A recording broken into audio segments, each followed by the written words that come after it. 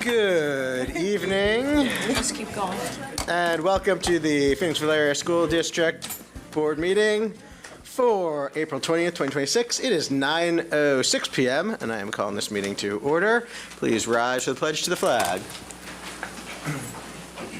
I pledge allegiance to the flag of the United States of America and to the republic for which it stands, one nation, under God, indivisible, with liberty and justice for all.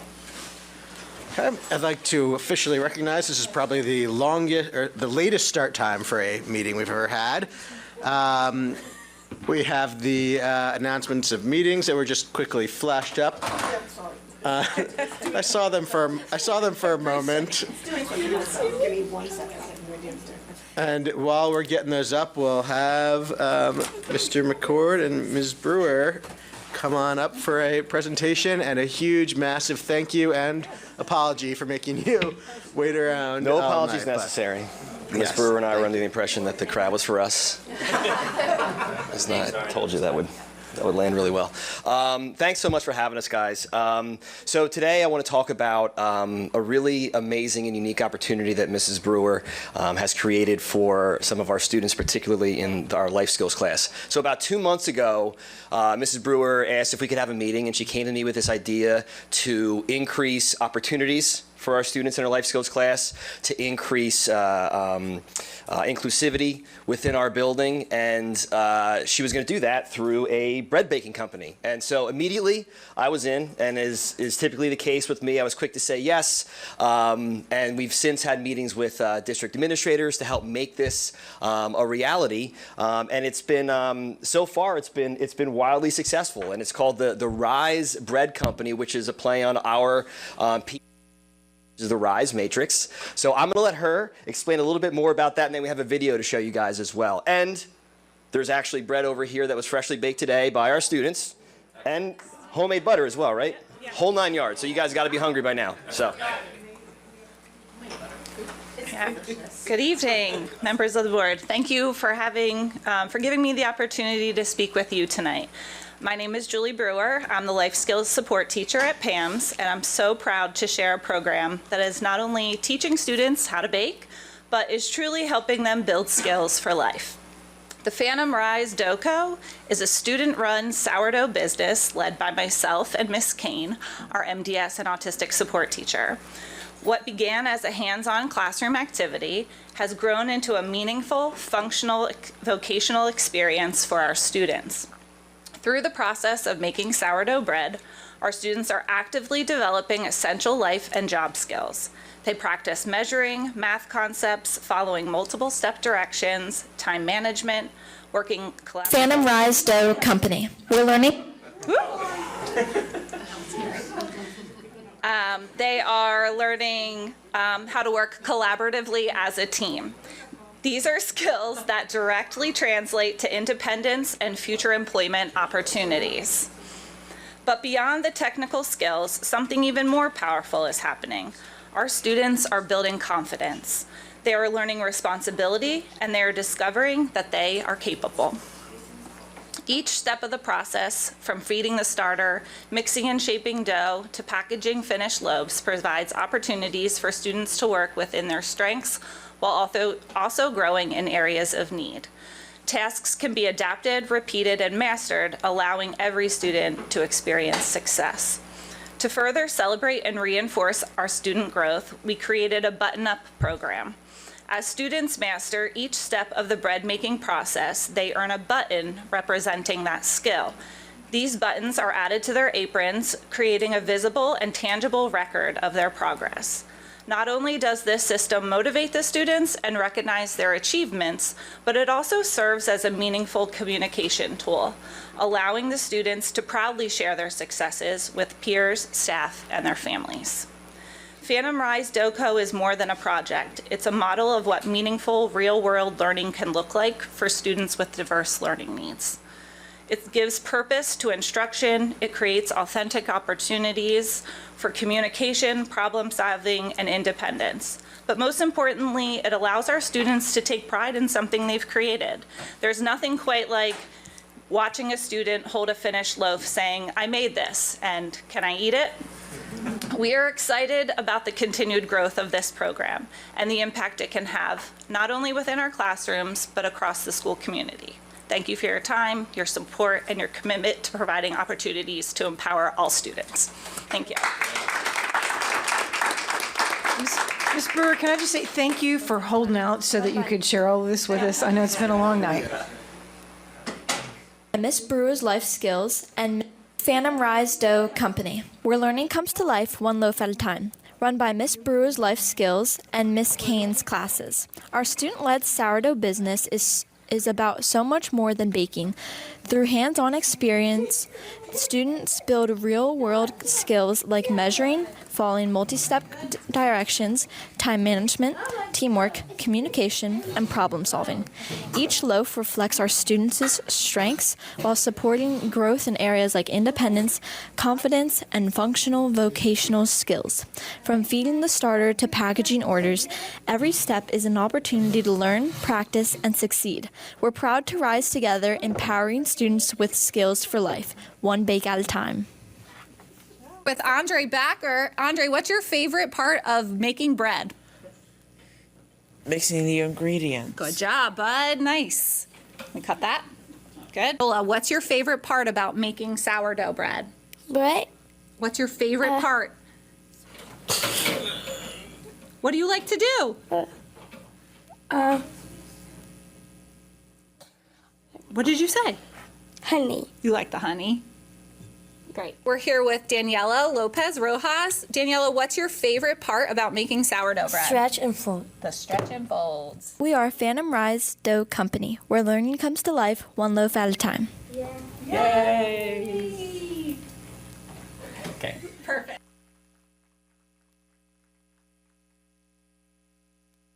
That's awesome. Thank you so much. Yes, we really appreciate it. And this is the first time we've been fed by a speaker, so.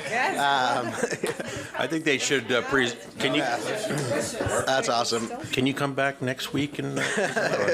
Another variety. Start a salami business, we'll just round it out. Yeah. Amazing. Thank you so much. And again, thank you for sticking it out with us and staying around. Have a good night.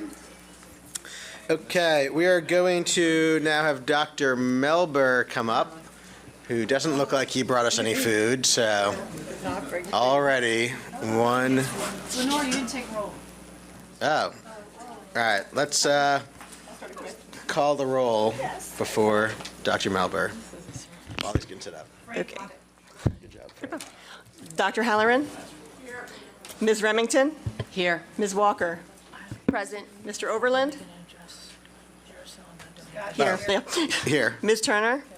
I'm here. Dr. Alan Savage? Mr. Perry? Present. Mr. Venezia? Here. Mr. Weiser? Here. We have 8 board members present, no students.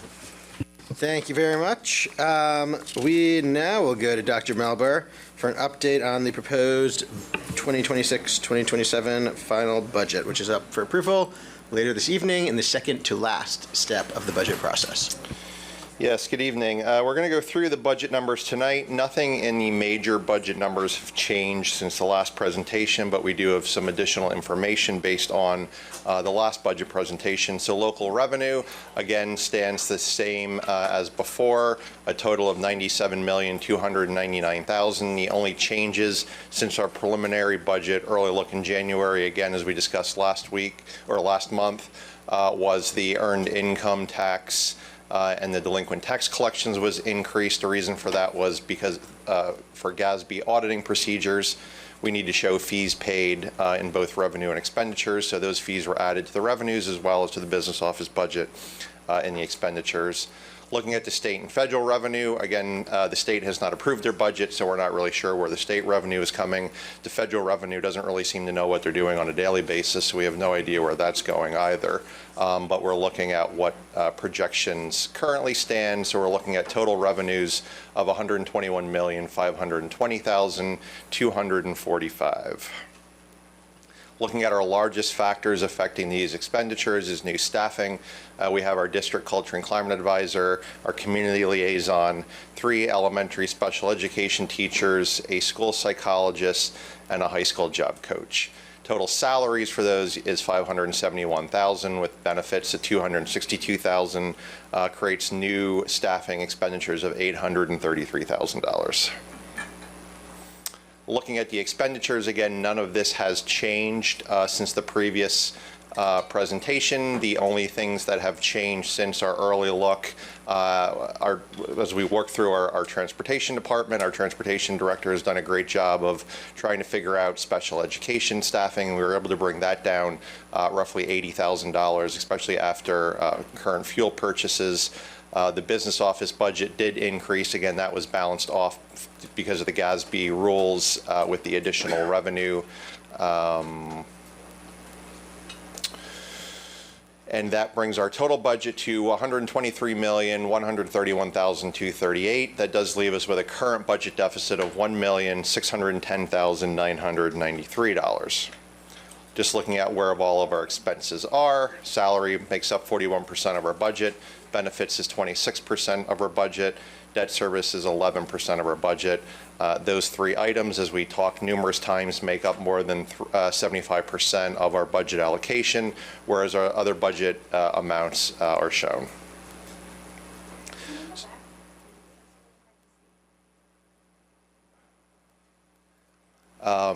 This presentation also is online, so anybody can go online and look at this at any point as well. So looking at the 2026-27 preliminary budget, again, total revenue $121,520,245. Total expenditures is $123,131,238. A deficit of $1,610,000 would require a 1.99% tax increase, for roughly 0.6980 mils, which would make up the additional $1,610,000. Looking at that tax increase, the average taxpayer median assessed value did increase slightly. The reason for that is we had a lot of discussion at the last budget meeting about what this tax increase would have on different tiers for different people. So we kind of looked at how we could show that. We went through and we first based it off of homestead farmstead exclusions. We decided that probably didn't accept a good factor of our properties, so we actually added all of our tax duplicates together, which ended up coming up with over 14,000 Excel lines. So we took a good look at that. Took a couple of minutes to contemplate my life, realized I'm too old to go to medical school, and decided I had to do this anyway. So we sort of went through all of that evidence and sort of came out with some numbers that we think the board will sort of make sense looking at. So with the 1.99% tax increase, that did increase the median assessed value about $400 to $129,180. Because of the common level ratio in Chester County, that means a property with that assessed value has about a fair market value of $405,700. That would be a median tax increase for the median property owner of $89.83 per year. Factoring in the facilities planning to this, the board, if the board does choose to go with option C, we will have to raise taxes to the Act 1 index, which is 3.5%. That would bring in an additional $2.8 million. So that would bring in $1.2 million over the operational needs of the 1.6, which would be put towards the facilities plan. Under the current millage, a 3.5% tax increase would be 1.2277 mils. For the average median taxpayer, that would be $158.59 tax increase per year.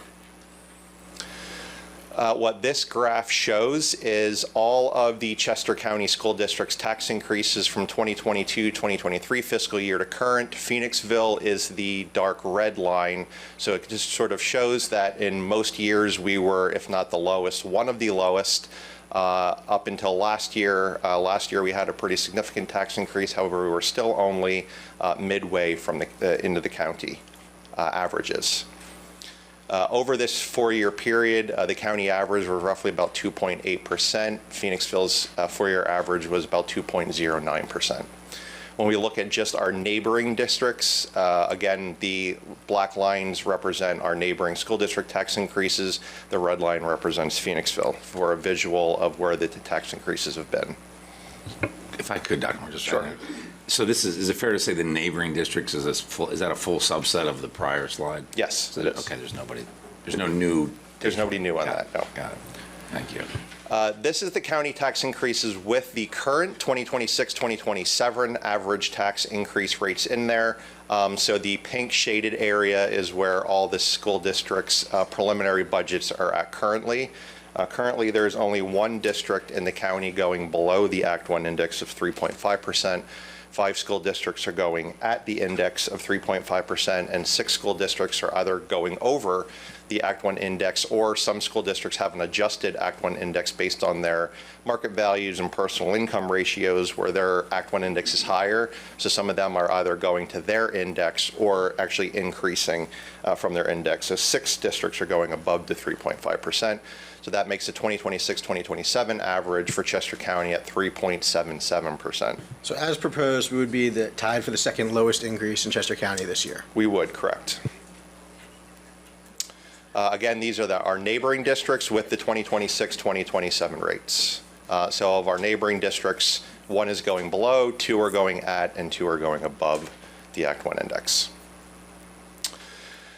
One of the suggestions would be to show different tiers, particularly vulnerable populations, on what type of tax increase they would look at. So at a 3.5% tax increase, that would mean 50% of the properties in our district would pay less than the median average of $158 per year.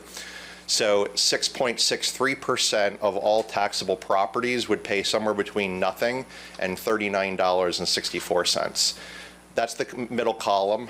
The right column represents the difference between the 1.99% tax increase and a 3.5. So the 1.99 the district would be doing anyway to cover operational needs. In order to do our facilities plan, we would need to go to 3.5. The difference between those for the bottom 6.63% would be an additional $17 per year. The second tier is at 4.57%. They would pay somewhere between $39 and $79. The reason I cut this point off is the $79.21 is exactly half of the $158.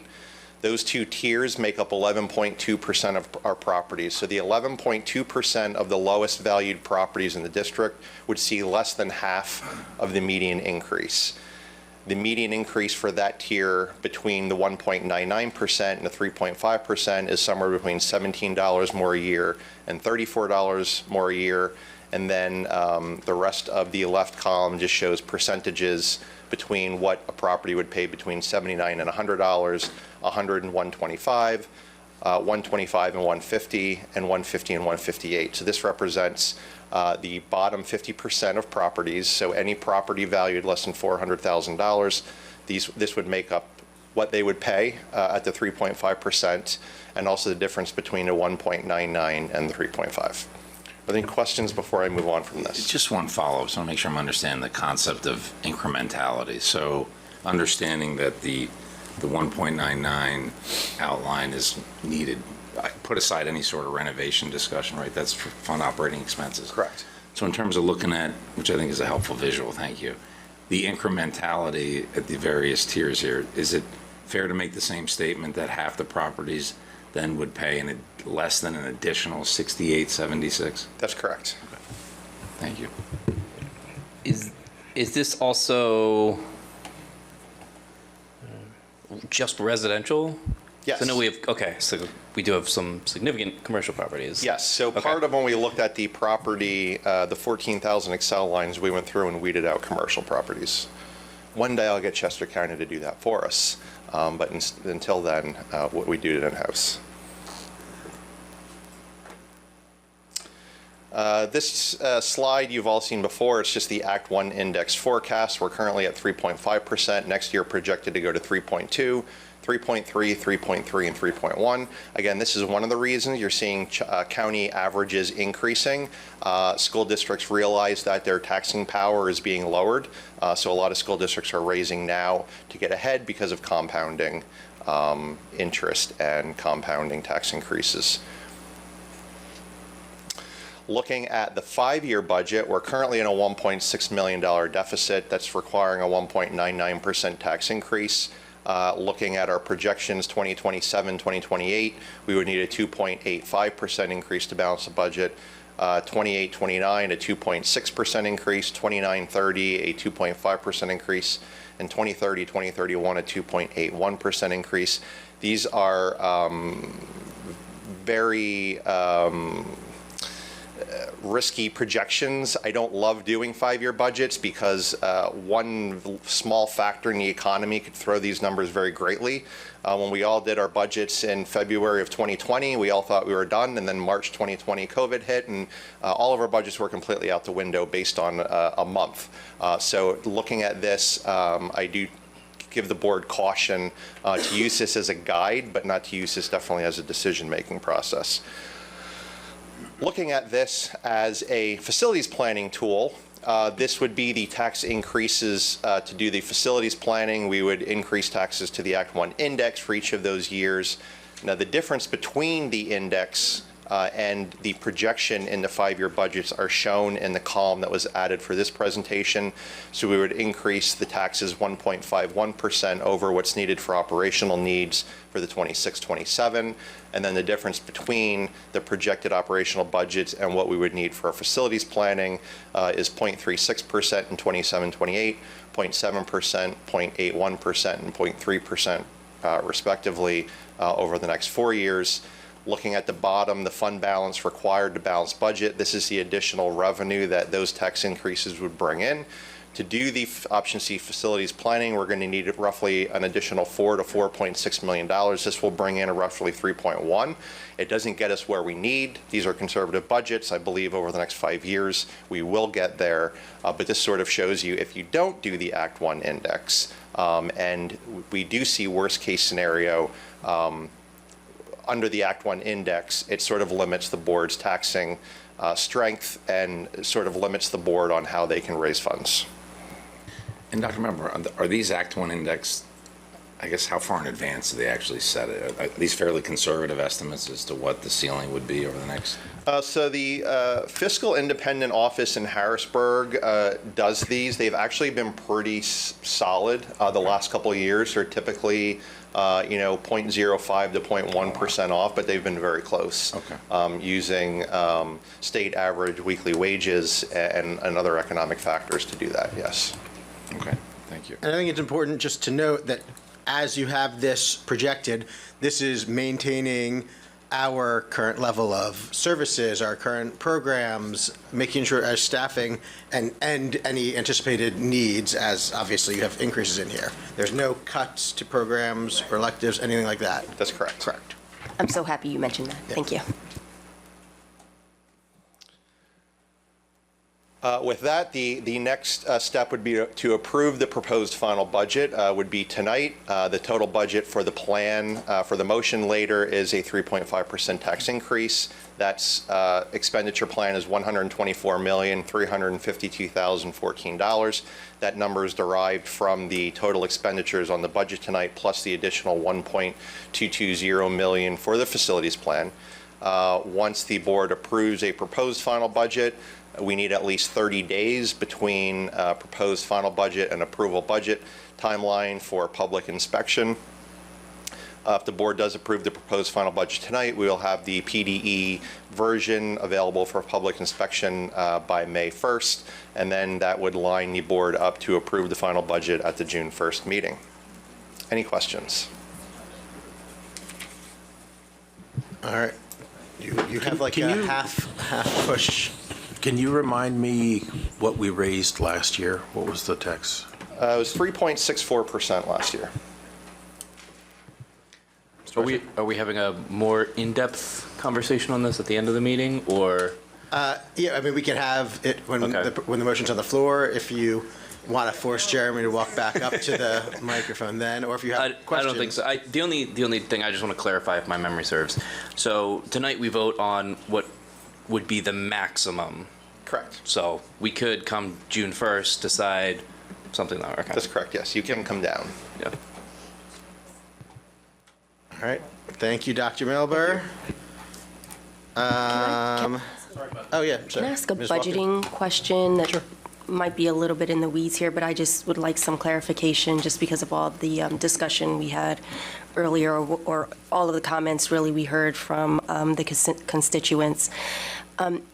When you're making the budget, or when you're considering the budget and considering where to allocate the resources, and you have the meeting with the building leaders, is there also discussion with other department heads, maybe from the arts department, from language department, or is it just the building leader who decides how those resources should be allocated or what the needs are?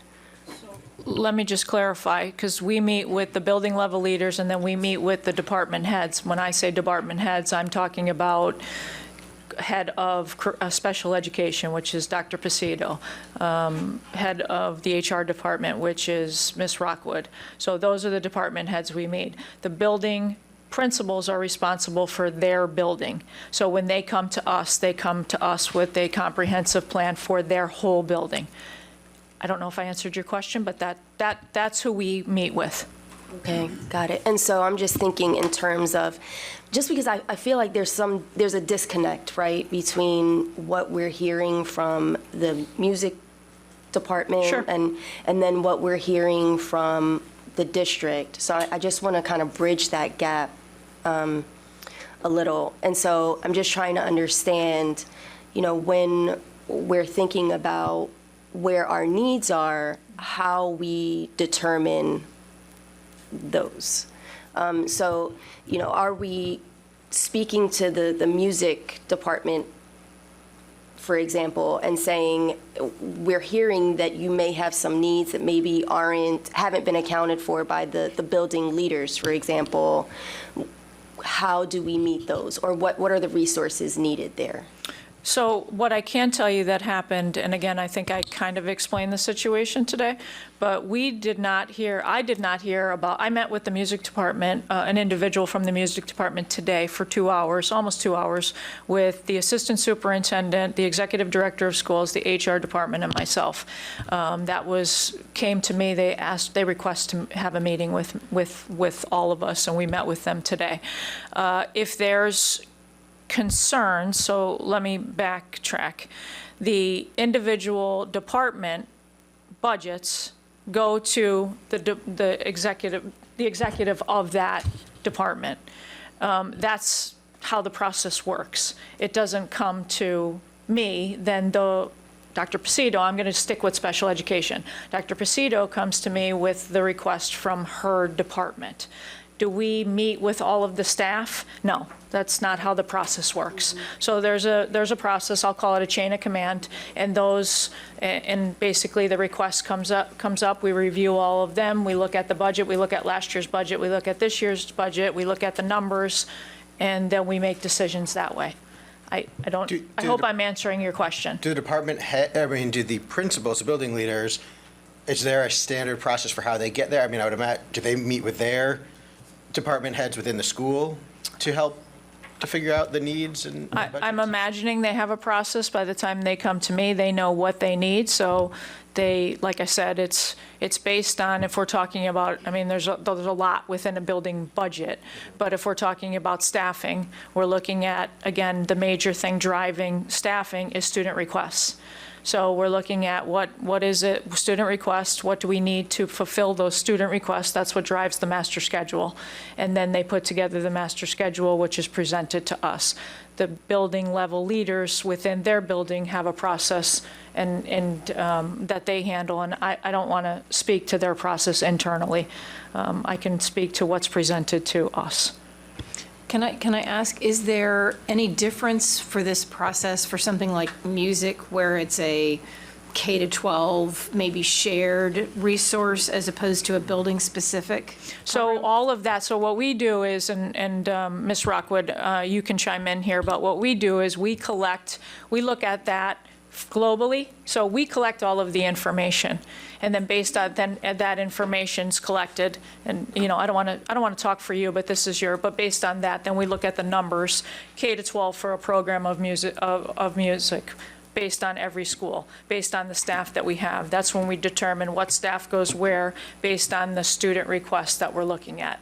So is there a process? Yes, there's a process, and that whole process runs through the HR department, and then when Ms. Rockwood has her department meeting with us, that's what's presented to us, based on the numbers that she has in front of her. So it's spreadsheets after spreadsheets that we're looking at based on numbers, based on the course offerings that we have.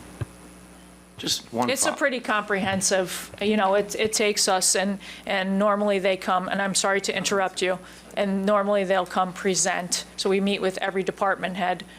Dr. Melber and I come and meet with, everybody has their time in front of us. That includes building level leaders. Yeah, and just to add to that, it's a comprehensive time frame because PDE doesn't work with us. All of our deadlines work against us. So, for example, I require every department to have a budget to me before they leave for Christmas break. A lot of departments don't know what's going on by then, but I need to present a budget to you in January to either approve an Act 1 index increase or the Act 1 resolution. So we need to have numbers by January. The superintendent and I then typically schedule meetings around the February timeframe with all departments, principals, department heads. Then they come to us. Their numbers may have changed from what they presented to us in November and December.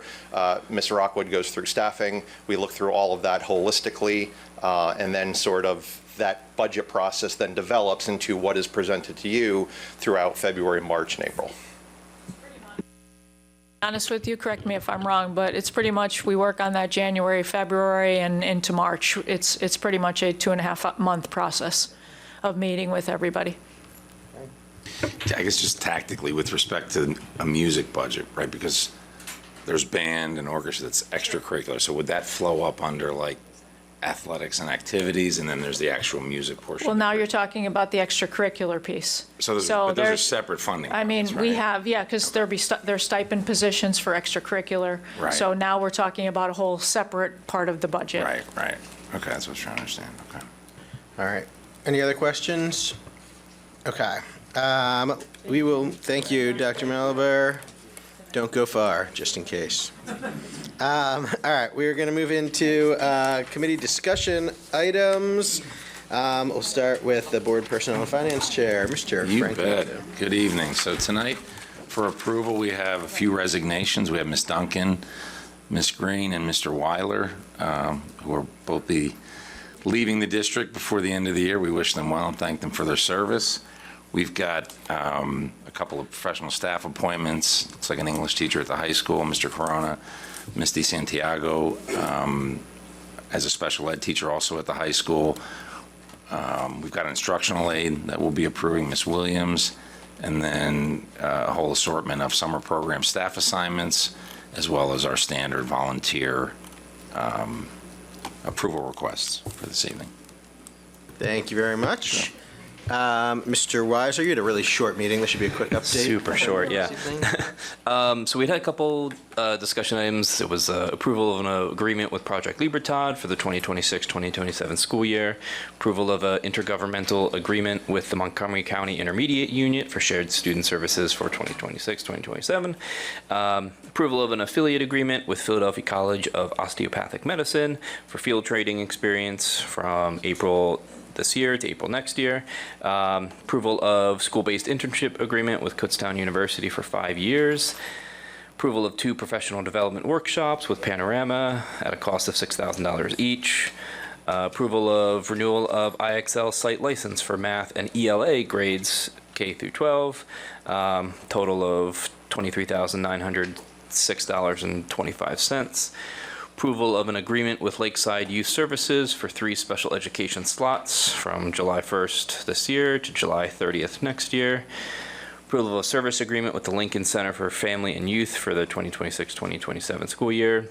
Approval of the summer reading, and approval of the disposal of library textbooks. Awesome. Thank you very much, Mr. Weiser. Dr. Holleran. Holleran. Thank you. We had a very exciting agenda in policy. The first was approval for a proposal for a memorial at Harris Hill. This involves former picnic tables and Mary Ellen Trout. So that was one. We also reviewed policy 140 around charter schools, just a little bit of additional language there. Policy 204 on attendance, again, minimal changes. Under policy 221 and 325, both of those related to the dress code and sort of the legal language around making sure that we're not discriminating around someone's appearance or hairstyles. There was a review of policy 236.1, threat assessment, really talking about sort of chain of command kinds of language, as well as the formation of a threat assessment committee. The policy 332 related to working periods and sort of the deployment of staff and the district's ability to move folks where they are needed. District audit, policy 619, just related to our practices around providing audits, financial audits for our budgets. 810, policy 810 was transportation. I think it was very minimal changes to that. Number of the next policies, the 204s, ARs, 0, 3, and 4, as well as 5, all related to expectations and communication with the community around our attendance and what happens if your child becomes truant or habitually truant. There are examples of the notifications that go out, as well as the creation of resources, the gathering of resources, and the help that the resources that kids can have if they are having difficulty with truancy. Sorry about that. Policy 330, AR4, was reasonable break time for and lactation accommodations. We decided to incorporate a statement around accommodations for folks who may want those resources available beyond 1 year, which is the legal standard. Policy 626, our procurement plan, just around buying. That was a ridiculously complicated chart and related to how we go about buying and bidding on things. Use of school facilities was really kind of involved when lights would be on, when our facilities would be accessible. Of particular interest was Washington Field, and there was some clarity around when the lights would get shut off. And then we approved our minutes. That was it. No, that was the full board. That's your thing, Scott, Mr. Miller. And sorry. Finally, we'll approve the minutes from April 7th. Yes, he's trying to hit 10 o'clock. All right, we'll now have board representative reports. I'll say keep it to the highlights of your respective organizations, but we certainly want to hear anything. Oh, but we're starting with Dr. Halloran again, so. Yeah, lucky. Just kidding. PCF. Actually, I will keep it short. The PCEF board meeting was tonight. I missed that, but did get a report from Ms. Cadigan, their director. And of recent note, I think this is really important, PCEF has recently funded field trips for students experiencing financial hardship whose families couldn't afford payments, paying for over 30 school kids to attend the 7th grade Amazing Race field trip and the Pam's Music in the Parks trip. Absolutely fabulous spending of those funds there. They've also helped pay for the Barkley ELD trip to the Reading Phillies, which we know was a content-rich baseball game. I wish I learned as much at a baseball game. And then the last, paying for lunch balances for kids that also had financial hardship. So PCEF is out there doing some great work. Thank you to Ms. Cadigan and the board there. Amazing. Yes, awesome work as always. Thank you for the update. Mr. Perry, do you have a CCIU update? I do. We met last Wednesday, and I will spare you the details of what happened with the regular meeting because it was budgets and things like that, not very interesting. But I had a very interesting experience, one that has not happened to me before at the IU. Everybody there is quite lovely, and I'm very friendly with everybody. But after the meeting was over, Where's this going? well, after the meeting was over, Dr. Sarah Yoder, who is the director of Innovative Education, made a beeline to me and was super excited to tell me that at the Count Me In Building Math Conference that they had on March 23rd, that of the attendees, we sent 6 from secondary and 5 from elementary teachers, and they apparently were the stars of the show. They had the best questions, they had the best breakout sessions, and she was just overwhelmed with, wanting me to know how much it meant to see how involved they were. And the executive director, he came up to me afterwards and he says, oh yeah, he's like, they were the most prepared of all the, I don't remember how many attended. It was a huge ballroom full of people. So I would love if they could come, the teachers that attended could come and tell us about their experience, because I think it'd be cool to hear. I know it's super late, but just very quickly, the program that he's talking about is talking about math equity. Yeah. So math is very often a barrier for kids. Like, you can't be a nurse if you can't get past the math. And this is a program specifically addressing math as a barrier. I have a synopsis on it, which I won't read, but yes, anyway, that's my report. Amazing. It was really nice to hear, and hats off to our teachers. Thank you. All right, Mr. Weiser, can you keep it going with the exciting reports? Maybe. So last Friday, we had our legislative breakfast. I saw a lot of our board members came. Also, both of our student representatives came. Had a great presentation.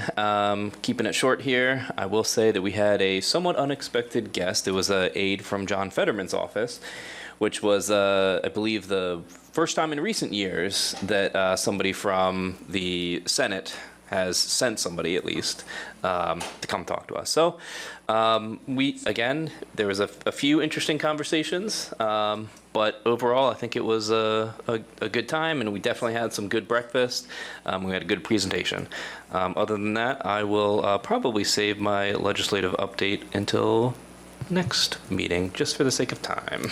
Okay, yeah. Everyone appreciates it. Ms. Remington, do you have a library update?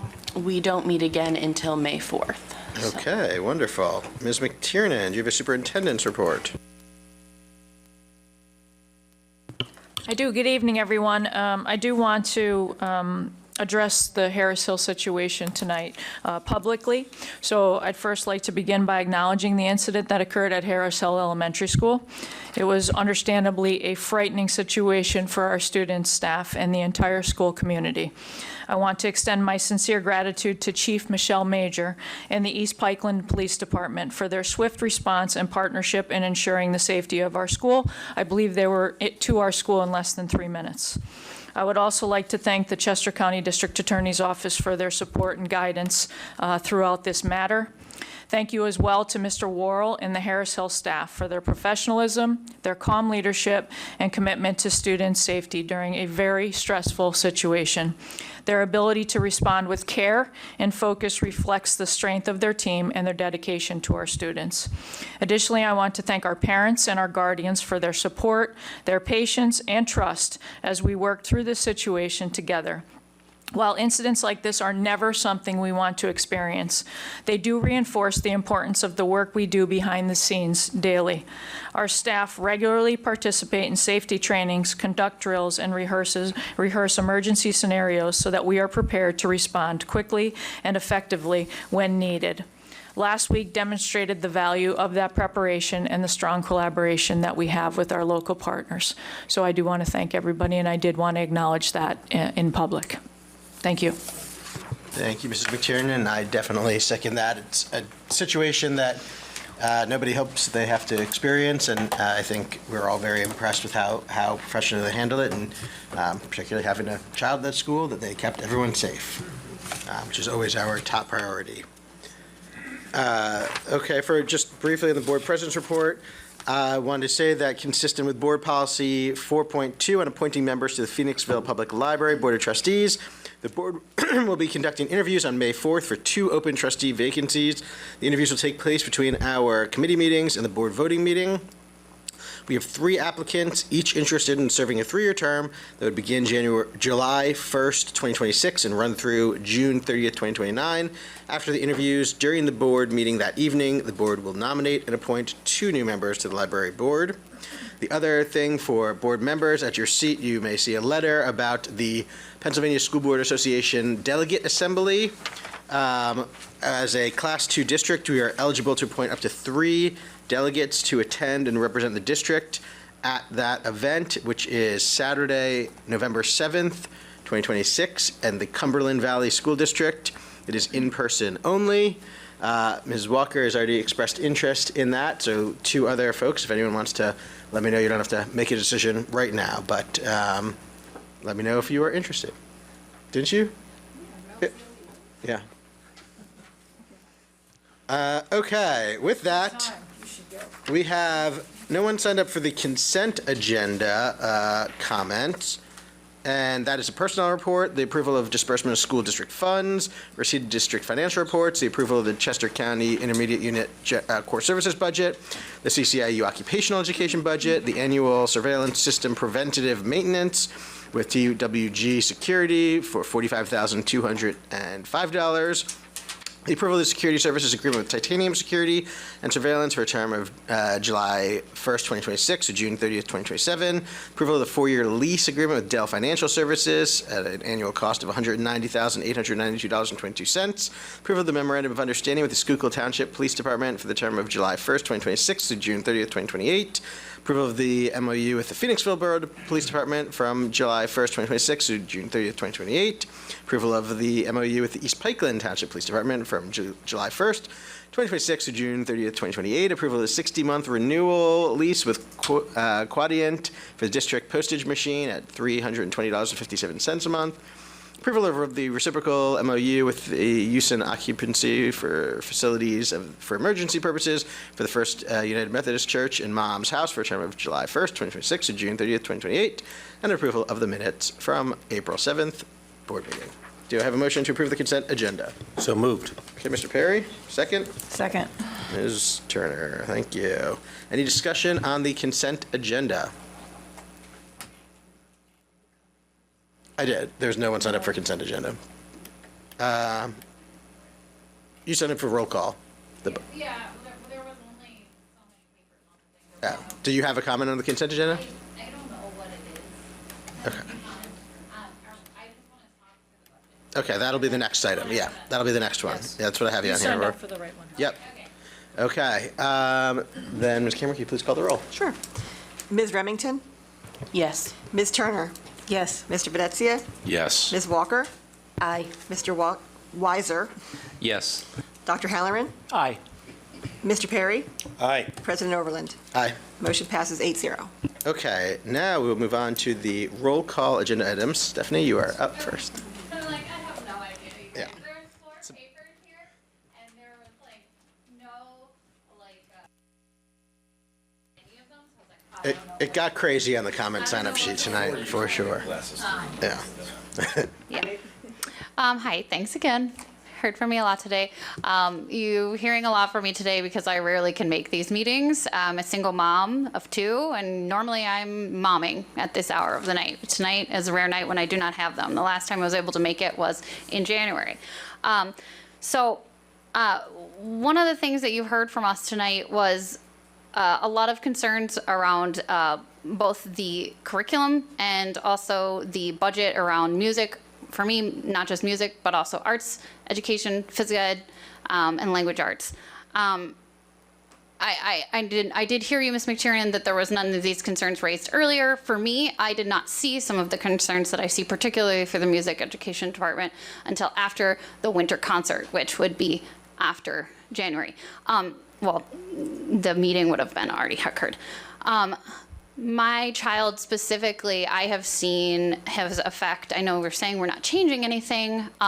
As far as numbers, which I'm very deeply entrenched in numbers. I work for a Danaher OPCO, so DBS is something I'm quite familiar with, and metrics. But that doesn't change the fact that it will in fact change our students' impact. More travel time is not being accounted for in the amount of time the students are having with those teachers. Additionally, no change from the previous year for me is a problem, because I've seen this year an effect and a change from the previous year's education. My child came home crying to me one time because he forgot to go to his lessons. It's on him to remember to go to his cello lesson in school for orchestra.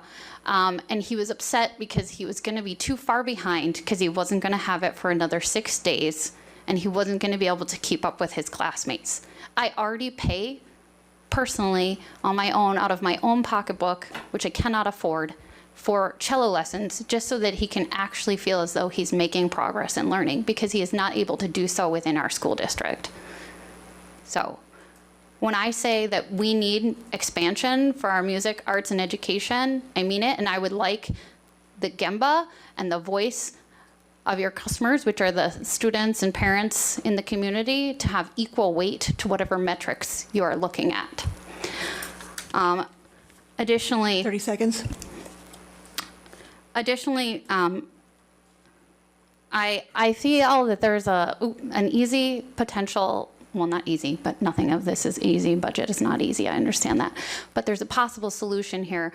You also heard a number of people saying that they did not want to see the one-to-one student programs going forward, particularly in the youngest years of our educational system. Perhaps we can take that out of the funding and reallocate it towards their music, arts, education, and language programs. By moving towards banks at the school, which could minimize the amount of money we need to spend on tech, which, as you saw from our budget, was quite a large portion, right? And reallocate those funds. And so I would move to ask to you please consider an amendment on the agenda for the budget approval that's going forward, and discuss that before you do your final approval, and take into consideration some of the surveys and information from the constituents here today. I also would like to say potentially consider having a regular survey for parents and teachers outside as part of this process. Thank you. Thank you. Thank you. Okay, Katie?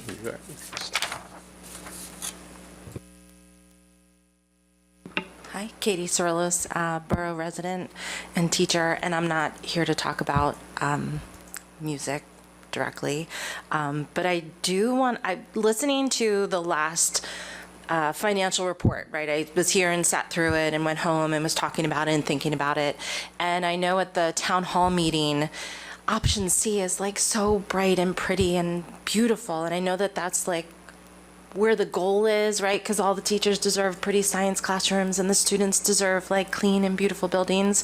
But I do think in the current economic, political atmosphere that we're living in, I'm wondering, is it possible for you to maybe have I know there's option A, B, and C, but to have an A1 and maybe a B1 and B2, and like kind of break up the options, or maybe space them out time-wise a little bit more, just to make it more feasible to get more, maybe over a longer period of time, but not it be such a heavy tax burden on so many residents, just because of the unpredictability of the times that we're living in. Just a thought moving forward, that's all. Thanks. Thank you. Thank you. And I'll just, for that last point, I'll say that this is going to be an extended process over, as you saw, over 5 years. So we are not, with this budget tonight, we're not tied into option C. I think the next step, it puts us it moves forward, and then it enables us to hire a firm to start looking at some of those options and seeing, can we save money in certain places? What do we really need? And gives the board a little bit more of a realistic look of, and there'll be a lot of surveys and more town halls and a lot of community engagement opportunities throughout the process. So we are, it's keeping that option open for us as we continue to move forward and plan, but it's not tying us in to that. Can I just follow up to that, President Overland? So while it's not tying us into it, is it fair to say if we do not move forward with the current administrative recommendation on the budget, then that takes that off the table? Yes, that is 100% accurate. And we can have a question if desired, if I have a motion to approve the roll call item, which I is move to approve the roll call item of Okay. the district's budget in the amount not greater than $124,352,014 with a tax increase not greater than 3.5%. Okay, is there a second? Second. Okay, Mr. Perry, second. Is there discussion? You go, jump in, Mr. Absolutely.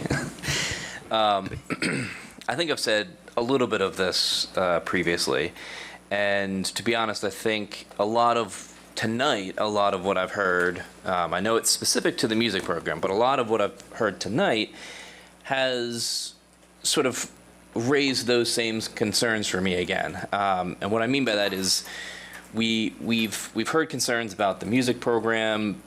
Not too long ago, it was concerns about the world language program, which to me is, I feel like, still a thorn in the side that we never filled the fourth option for world language when we lost German.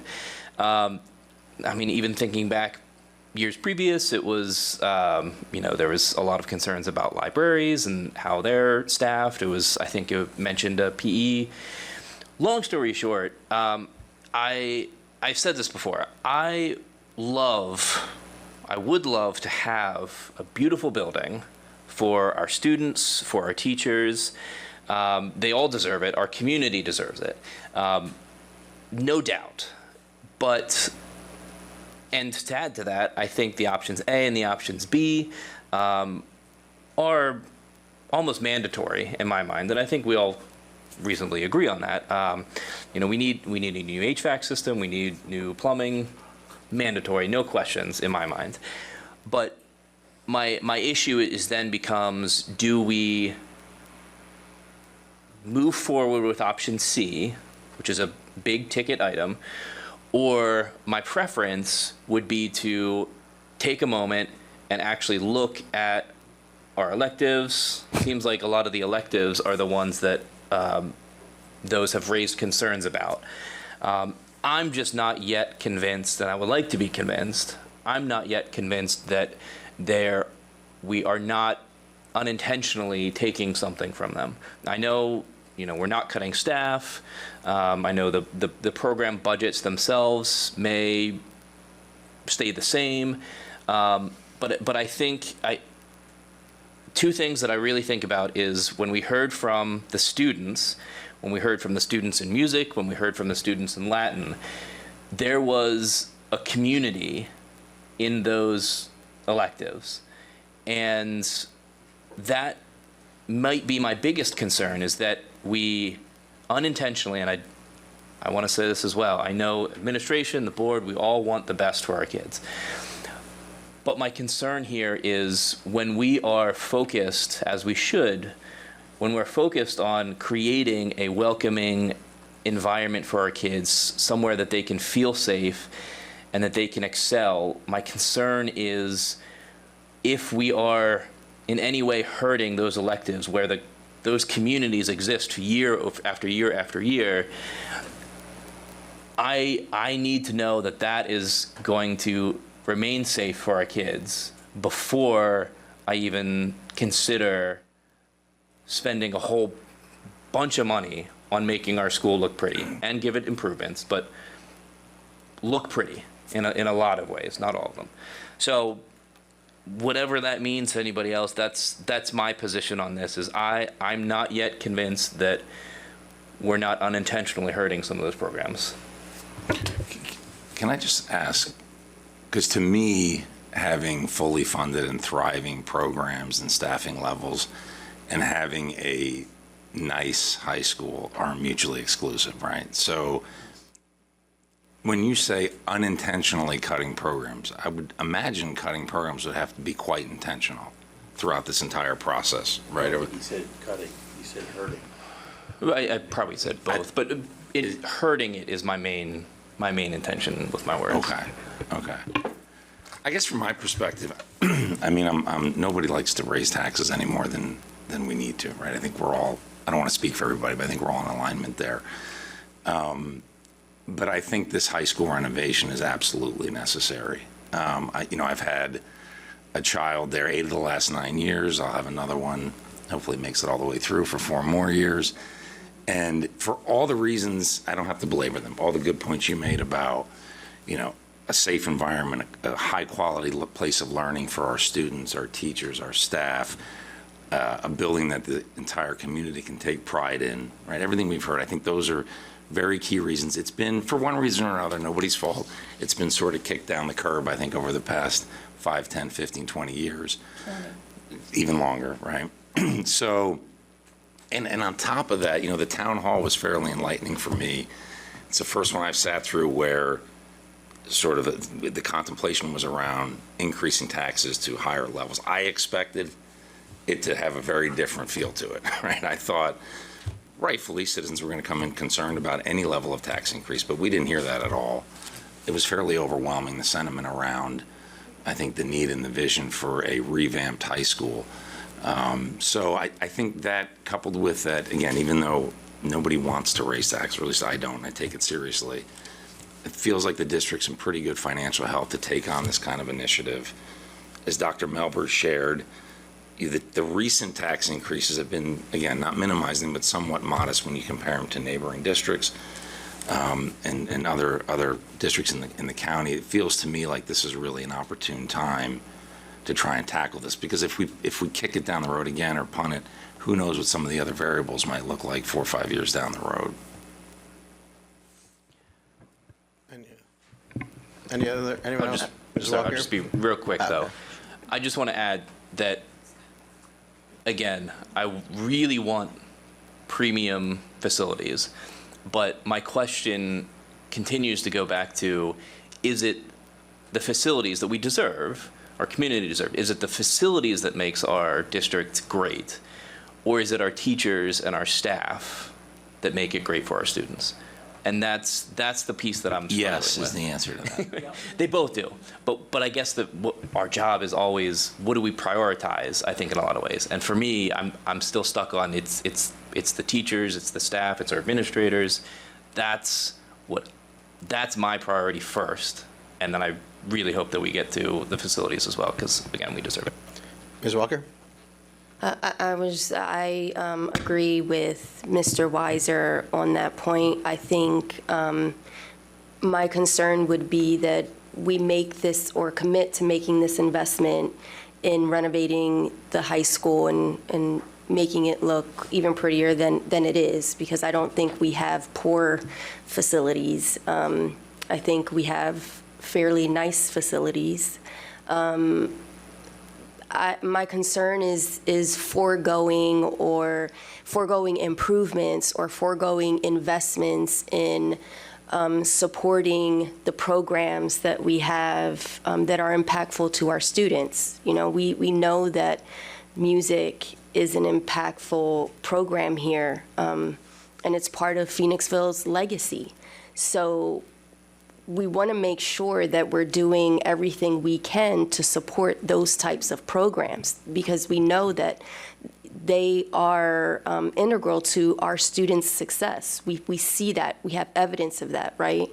And so while a beautiful new school is great, it's amazing, I just don't want us to be in a position where we're having to choose, where they are mutually exclusive for whatever reason. I think our priority should always be the substance, the programs that we have, our student actual experience, investing in our support for our teachers, and making sure we can provide them with all of the resources they need to be successful. And I'm not minimizing the fact that we need a new school, and that isn't a concern for us. I think it should be a concern for us.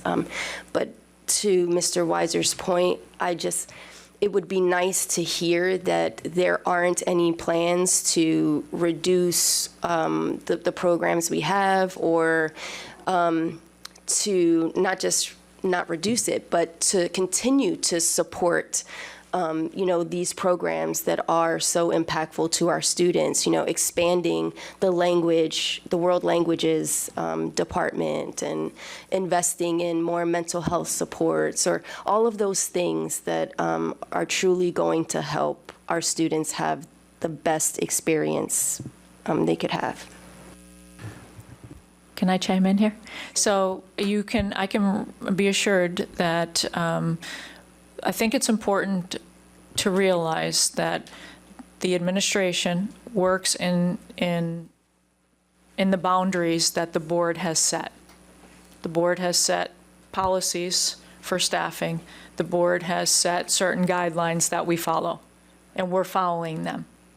So the CBA agreement, we're following the CBA agreement with our unions. We're doing all of that. And I guess what I'm saying to all of you, to assure you, we are not looking to cut things. What we are doing is presenting to all of you the facts that you have set before us. I'll bring up Latin.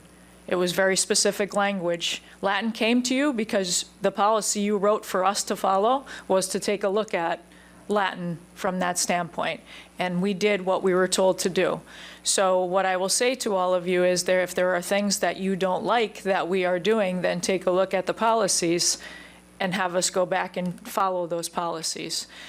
We are not looking to cut programs for kids. We are looking to expand as much as possible, knowing that if there's no interest in that program, then we need to reevaluate and make sure that we're using our money to the best possible and impacting the number of students. So what I will say to all of you is you are making a decision on a building that impacts almost 1,800 students. It is not right that they have to worry about heat. It's not right that we have bathrooms that are overflowing. We shouldn't have kids walking around with winter coats. That is not the best possible scenario for our kids. So just as you have the responsibility to make sure that we are taking care of programs and sustaining programs and reevaluating programs when they're not to the point where we want them to be, you also have the responsibility of making sure kids have the opportunity to come to a learning environment that's conducive to what they deserve. And I believe we're at that point. And I do know that when I was brought into this position 3 years, it was discussed with me that a big priority was facilities, including the high school. So that's why we're here today. But understand that I'm going to, kind of throw this back on all of you. If there's something, we are going to continue to follow those guidelines that you set before us. We're continuing to do that. If you're not happy with that or you want to change something, your main job is policy, hire and fire, and pass a budget. So policy is basically one of the things that you need to take a look at. And that's what I'll say. If we're not to the point where we're happy with that, then reevaluate those. And I can assure you that, yes, we're making sure that we provide the most that we possibly can for our kids. I hope that answers. Thank you. Yeah, I think we're just sharing. We're not trying to minimize the fact that we need, these repairs at the high school, or that we want to provide them with the best facility they could possibly have.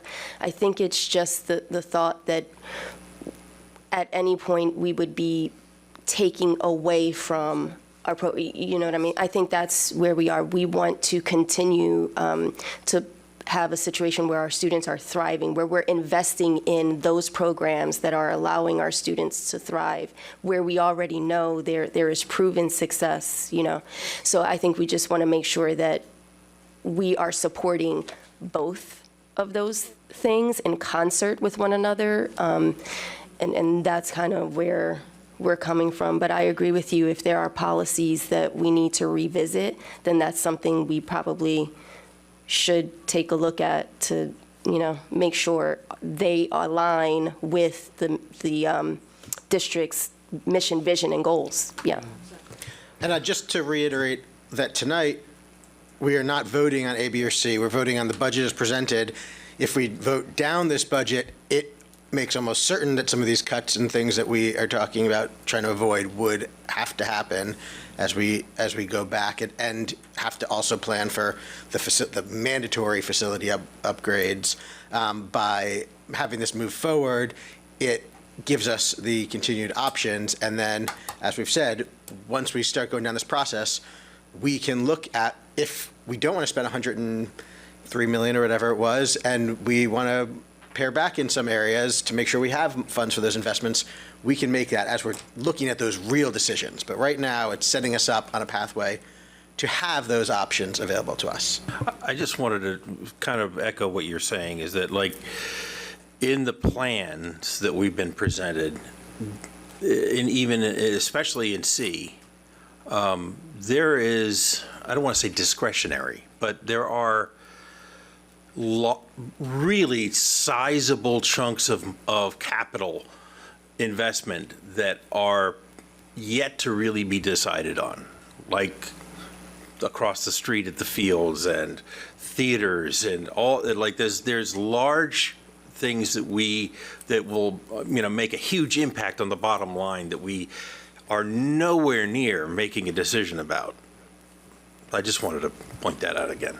All right, anyone else who hasn't? I want to throw one thing in there, and it's just, as long as we have lived in this district, and as long as I've been aware of the board, certainly the entire time I have been on the board, the district has been mentioning we have major needs at the high school. We have other facilities needs that were at a higher priority since we built Schuylkill in 2006, since we built the new middle school, since we built Manavon and the Early Learning Center. We cannot wait any further. I really feel like if we cannot afford a new building, and it's been made very clear to us that that is not an option. So we just cannot afford to continue to let this building be at a standard that it cannot provide high-quality science education, because there's no gas in the labs. Not to mention, I mean, baseline level, the toilets need to flush. The heat needs to come on. And this isn't just pretty. Are the hallways sufficient for passing? Can we accommodate our students at a community event in the auditorium? And to Mr. Perry's point, this is directional at this point. If we do not move forward with this, we cut ourselves off from the option to do it. We all saw what the Act 1 Index is doing over the next several years. So if we don't vote this now, we are cutting ourselves off at the knees in terms of opportunities for both facilities and programs moving forward. All right, any final comments, thoughts, remarks? Anyone who hasn't spoke? Ms. Remington, Dr. Howard? I just wanted to say that it was my memory that the Act 1, that there's some pretty significant economic factors that you would think would impact the Act 1 index, but does not. So the economy could move in a way that we don't really like, but it won't change the Act 1 index. Dr. Haller or Ms. Remington, anything you wanted to add before we move on? Okay. All right. Ms. Cameron, will you please call the roll?